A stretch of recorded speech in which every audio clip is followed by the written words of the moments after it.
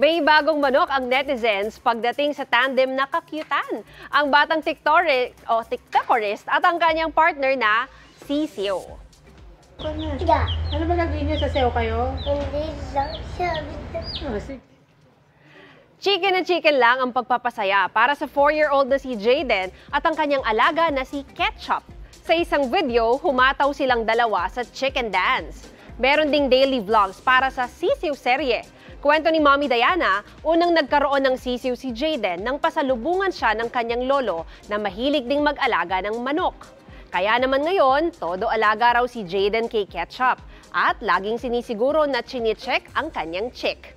Ang mga TikTok entries naman nila, milyon-milyon na ang views.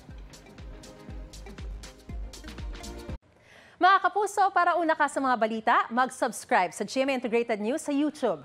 Sa mga kapuso abroad, subaybayan niyo po kami sa GMA Pinoy TV at sa www.gmanews.tv.